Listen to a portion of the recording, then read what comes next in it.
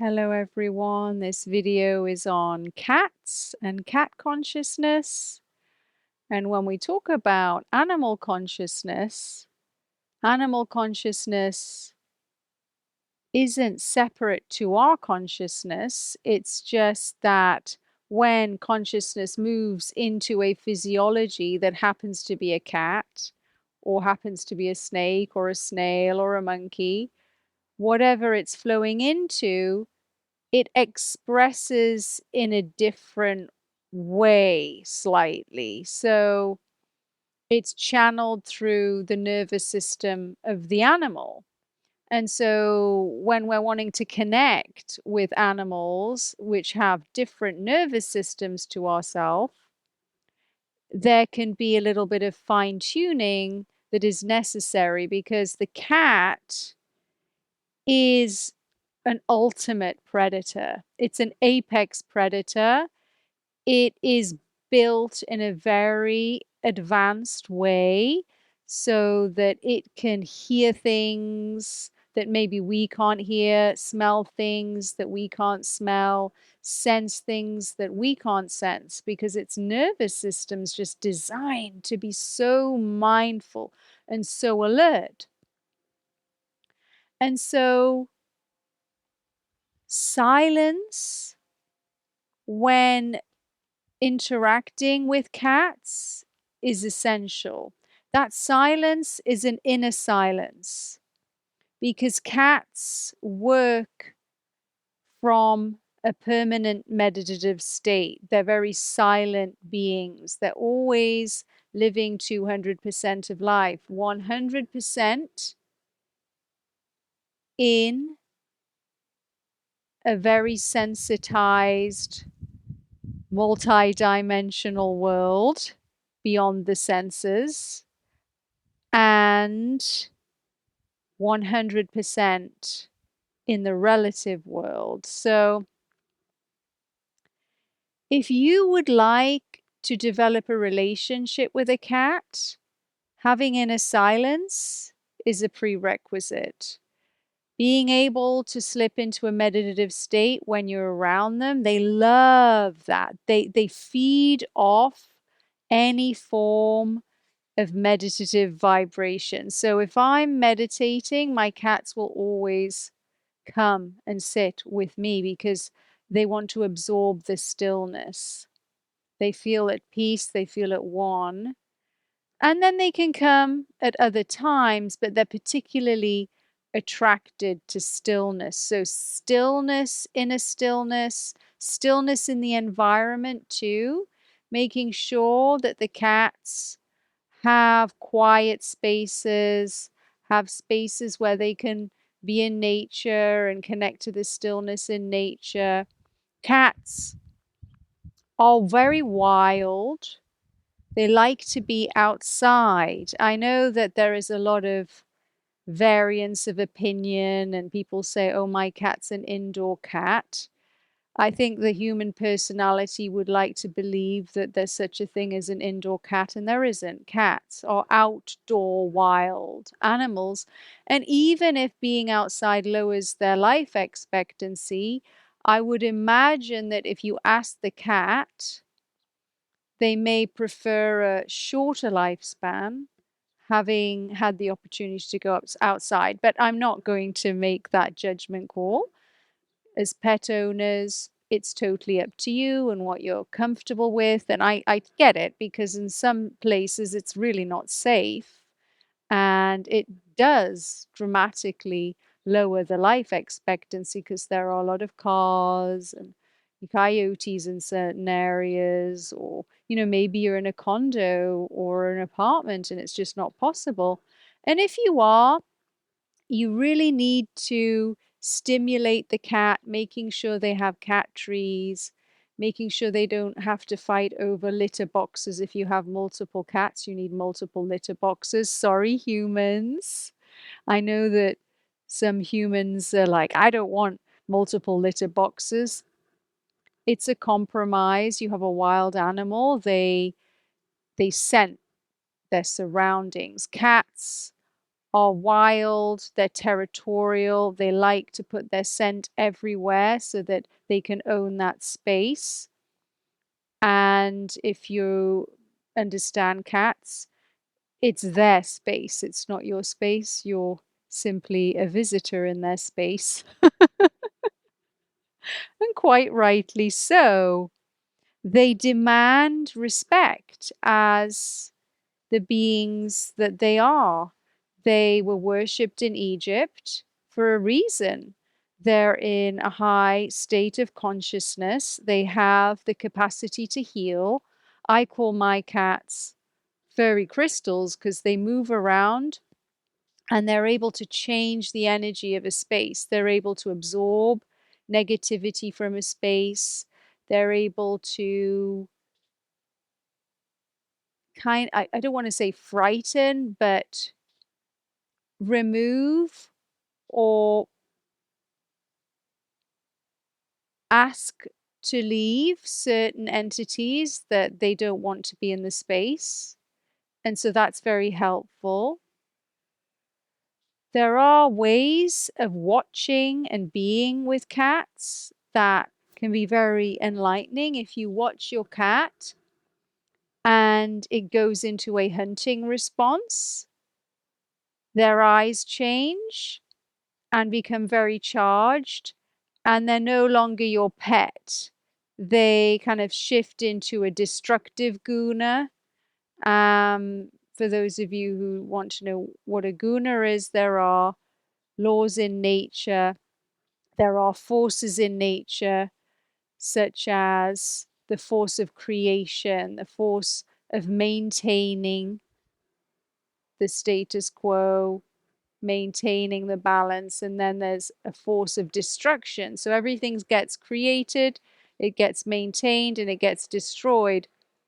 Predators are linked to the destructive guna, and a lot of animals that are predators are very charged. Their eyes are very charged. Their eyes are like portals into meditation if you just stare into them. Predators are excellent meditative aids because their eyes are so intense. They're like black holes. If you're sensitive, you can get sucked into a meditative state by looking into their eyes. I love vultures for that reason, and snakes and cats. I can really resonate with that because it's just such an intensity behind their eyes. And there's Tantra as well, because they take things which humans maybe would perceive as disgusting. Like, I don't want to eat a rat, but she wants to eat a rat.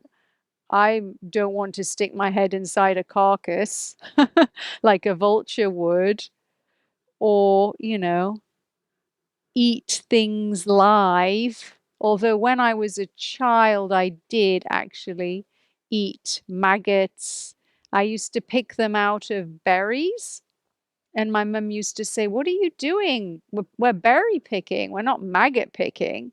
But the child, just being innocent, wanting protein, just used to pick and eat the maggots. And then you get you get told off and you stop behaving in a natural way. And that's really, really interesting because if you drop children into the wilderness, they survive because they're not fussy about what they eat.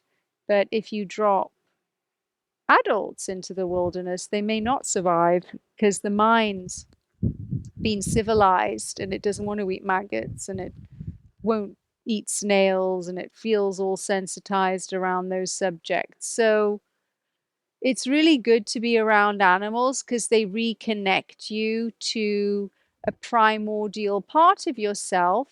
And the primordial, you can use the primordial to return back to a meditative state. Primordial things such as cats, they're so primordial. They're so wild. Oh, she's seen something and she's off.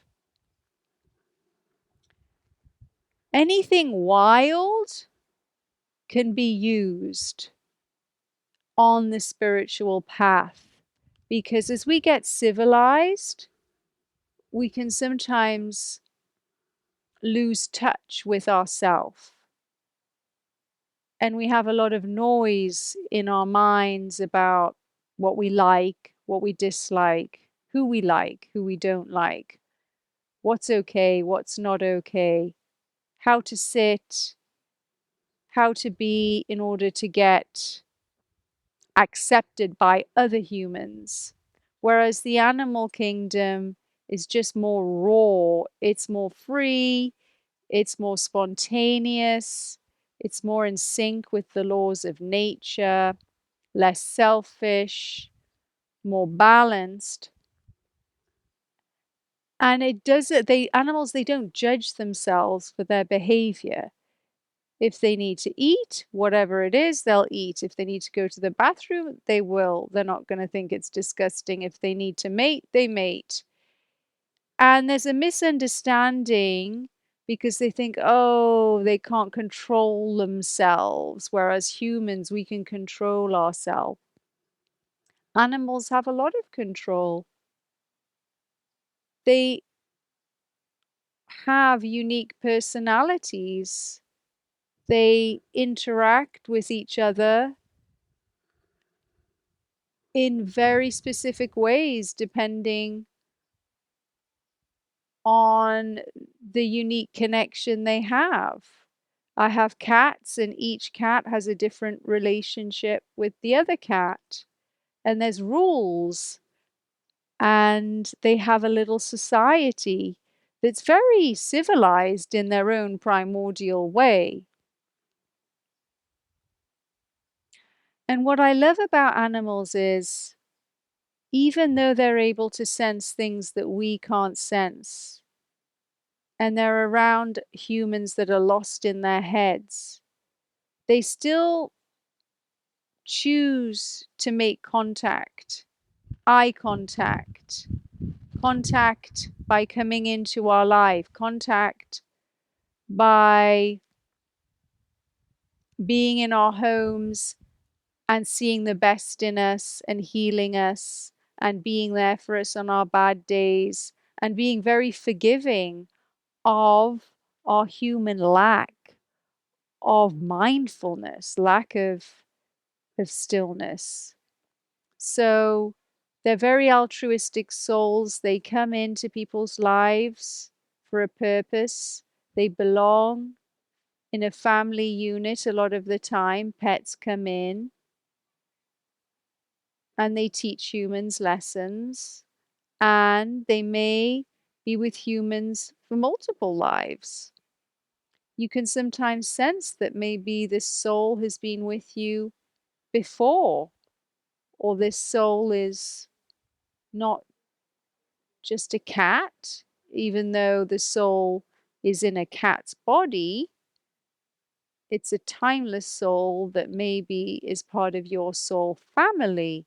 And so if you've ever loved a cat, maybe you think, oh, I think we might be connected very deeply. And so you can have a little mull over that. Personally, I definitely believe that my cats have been with me before and have come into my life to be with me now. And I can't fully remember what happened before, but it's a definite knowing and sense. And if you spend the time to be with your cat and to give it what it needs, be still with your cat, meditate with your cat, provide it entertainment, scratching posts, good food, non-processed food, non-dry food, really, really good wet food, then the relationship can really flourish and deepen and become even deeper than it could be with a human. And so these are not pets. They're far more than pets. We need to come up with a new word.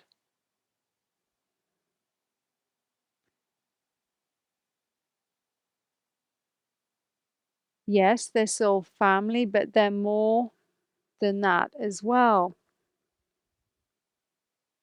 Yes, they're furry gurus, but they're more than that as well. I wonder what word I can come up with. One moment.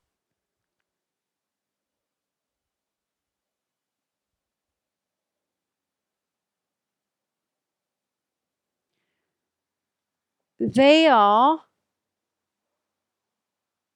technology to upgrade your consciousness that has been sent in a cat form. They have the ability to upgrade human consciousness.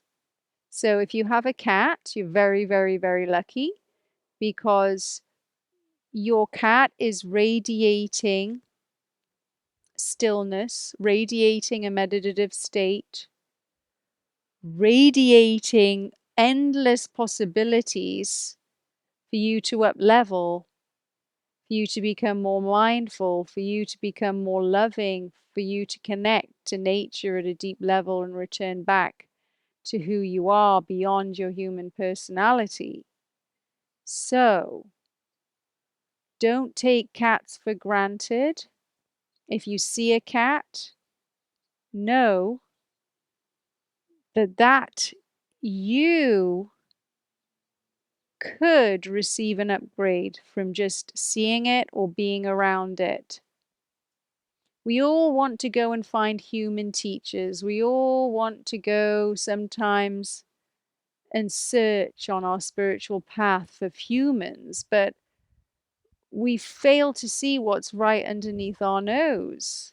Cats on the street, the cat maybe even in your bedroom now, is a teacher, is a very high being.